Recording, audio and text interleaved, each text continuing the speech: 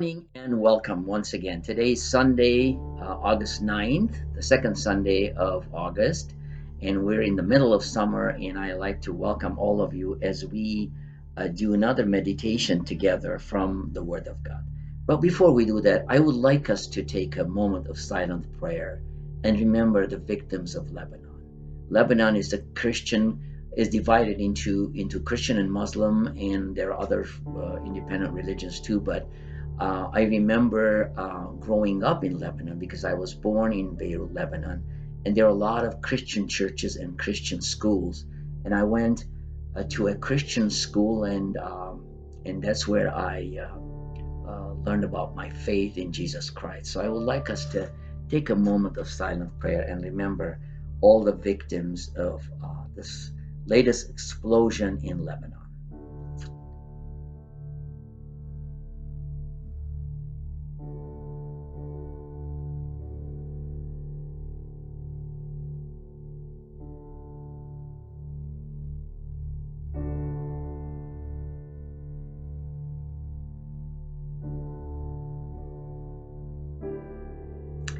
Heavenly Father, we believe that you are the comforter because you said, blessed are those who mourn, they will be comforted.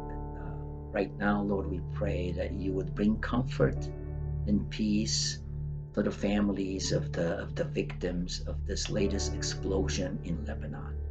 And we believe that, Lord, you are in charge, and we believe that you are going to heal the people who need healing right now.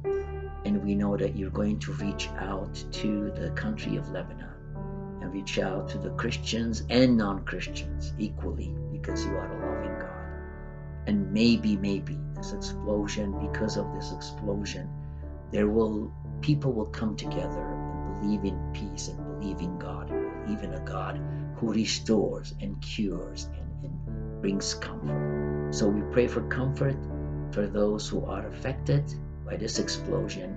And we also pray for the Christians who are in the area, the Christian schools and the churches, that they might be an avenue to reach out to the people who are touched. And help us, Lord, to give out and give to the needy and the poor and the homeless that was created because of this explosion. We pray this in Christ's name. Well, folks, it was really an emotional week this week for all of us, and the whole world, actually. And you don't have to be born in Lebanon, Beirut, Lebanon, to feel the pain of the people who've been through. And then when you look at those pictures and remember that you have walked those streets, but now you're not there, but your brothers and sisters were affected. So let's continue to pray. And you know what? I'm not going to tell you how, because you know how to reach out, but give to the needy and give to the aid that's being created right now in Lebanon. Those of you who have connections there, those of you who have means of reaching out and helping, please do so. I know that we are going to do our best as a church and as individuals to reach out to the people of Lebanon. Today I'm going to be reading from 1 John. This is the letter of the Apostle John to the church, and it's 1 John 1. If you have your Bibles with you, please open them to 1 John chapter 1, and I'm going to read verse 1. Let's read together if you have your Bibles with you. That which was from the beginning, which we have heard, which we have seen with our eyes, which we have looked at and our hands have touched. This we proclaim concerning the word of life. The life appeared, we have seen it and testified to it, and we proclaim to you the eternal life which was with the Father and has appeared to us. We proclaim to you what we have seen and heard, so that you also may have fellowship with us, and our fellowship is with the Father and with his Son, Jesus Christ. We write this to make our joy complete. There's something that's called investigative journaling, and that's about writing about events that happen, but it is called investigative because you have to investigate before you write an article in any of the magazines and any of the journals and any of the papers, the newspapers that are around. It's called investigative journaling. You write about facts, you write about important facts, and unless you have gathered information that's real, unless you have done your homework, you cannot publish anything. You cannot just say whatever you want. That's called investigative journaling. There's also something called eyewitness news. Eyewitness news is the kind of news that people who are out there in the community, these newsmen and women who work very hard to bring us the facts and to bring us today's news or the daily news. But that's also important. It is called eyewitness news because these people go and eyewitness an event and then take pictures. I like the way they say it. Here's film at 11. They prepare you about what you're going to see at 11 o'clock. Unfortunately, these days, everything is bad news. There's always bad news, bad news, bad news. But the gospel of Jesus Christ, the Bible, is about good news. And that's what I would like to share with you. And the Apostle John says, look, we are the investigative journalists. We are the people who have seen Jesus, who have heard him, and we have witnessed him. We have seen him. So and we have touched him. So the Apostle John says, what we have heard with our own ears, and what we have seen with our own eyes, and what we have touched, that is what we are here to witness to you and tell you about. Because we understand that those of you who have not seen Jesus, 2,000 years later, John knew and understood that years and years later, the people who did not live in the first century, they were going to look back into the accounts that was given to us through the Holy Scriptures. So John says, look, this is investigative journalism. This is something that what we're writing right now is not just some kind of a story that people. It's not a made-up story. It's history. It's something that we have witnessed with our own eyes, and it's something that's tangible. And this is where I want to start us off by meditating today and talking about facts. Jesus is not some kind of a story, some kind of a children's rhyme story or something. It's not a fake story. The story of Jesus is real, and it's about people who have seen him, who have heard him preach, and who have touched him.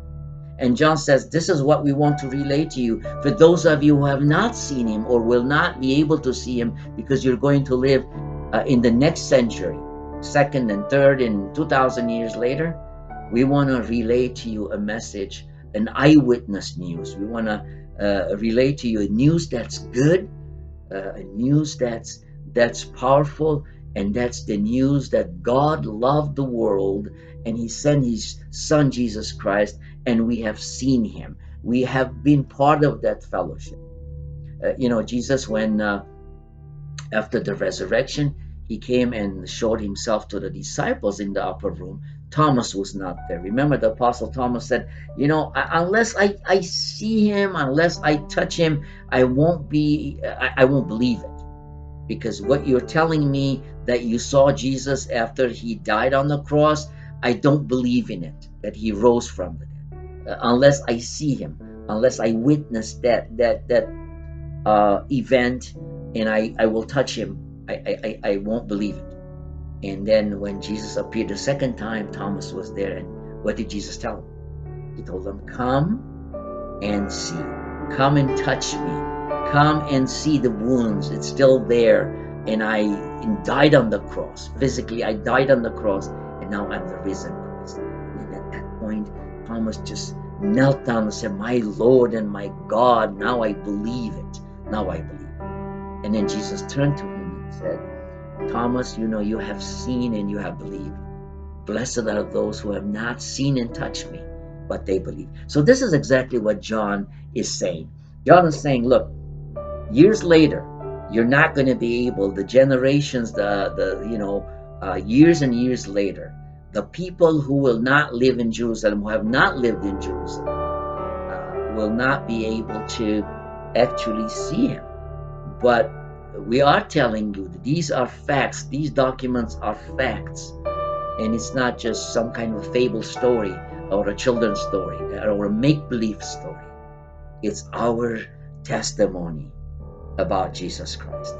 And today, 2,000 years later, folks, maybe physically we won't be able to touch him. We won't be able to see him with our eyes. We won't be able to hear his voice. But everything is in Scripture. And it's a document that makes us have fellowship with someone who came and died for us and rose again. And people saw him before the resurrection and after the resurrection. Do you want to see him today? Do you want to be able to touch him today? Do you want to be able to hear his voice today? All you have to do is open your heart and say, Lord Jesus, you came 2,000 years ago physically, but you are present today, and I want you to come into my life, and I want the Holy Spirit to fill me, and I want to understand what it means to be your child. Because even though I haven't seen you, even though I haven't heard, even though I have not witnessed that event 2,000 years ago, but Lord, you said that 2,000 years later, today you are alive, and you are here to prove yourself by coming into my life. I want to witness that kind of fellowship. I love the way Apostle John finishes this introductory remark about him being an eyewitness, him and the disciples being an eyewitness, and this investigative journaling that they have entrusted to us years and years later, and we can read today and understand what that means. He says, we are doing this because we had that fellowship with him, but we want you, future Christians, we want you, future believers, to have faith, and we want you to have that kind of fellowship that we were having. Why? Because that fellowship gave us joy, and now we want you to have joy, and we want your joy to be complete. Do you want your joy to be complete in life? Do you want to really see him and hear him and touch him spiritually? This is your chance. Open your heart to Jesus Christ and say, Lord Jesus, come into my life. And I want to experience the same experience that 2,000 years ago your disciples did. I want to experience the same experience that Thomas did when he touched you after the resurrection. And risen Lord, come and live into my life, because I want to have fellowship with you, and I want my fellowship to be joyful, and I want my joy to be complete. Because when I'm with you, when you are in my life, when I accept you as my Lord and Savior, I know that my joy will be full and it will be complete. Folks, just like 2,000 years ago, the disciples were able to witness this big event. We can witness it again also 2,000 years later. But we have to be willing to open our hearts. Are you willing to open your heart today? If you haven't, you can do that right now. You can do that right now and invite Jesus in your life. Let us pray.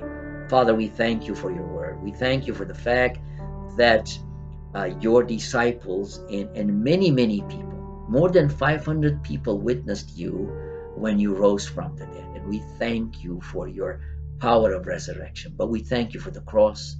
We thank you for what you did for us. And today we have joy because we have you in our hearts and in our lives. We pray for those who still don't have that experience, that they would witness you, that they would experience you in their hearts, because you said, the Father and I will come and live in you. The Father and I will come and live in you. This is a beautiful thing that you promised, Lord, and we pray for those who have not done yet. Thank you for coming into our lives with the Father, and thank you for giving us that wonderful fellowship in Jesus Christ.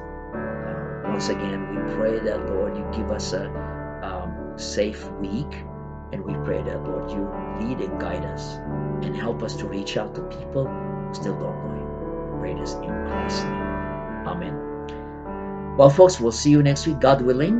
We will continue this series, and as I said, our church right now is still in lockdown. The building is closed, but our hearts are open, and we will continue every Sunday starting at 8 o'clock. Starting at 8 o'clock Pacific time, of course, and you can listen to these sermons and sermonettes, let's call it devotional sermonettes, whatever you want to call it. But invite your family and friends and listen together. And we have all the information. You can go on YouTube and you can find out about us. If you want to write, if you have a prayer request, please feel free to give your request. There are a lot of people who call and say, pray for us, pray for my family, but they don't want their names to be mentioned. But if you would like us to pray for you, we don't have to mention your name. Just let us know and we will pray for you. God bless you. Have a safe week, and we will see you next Sunday, God willing, here on the YouTube channel. Take care and God bless.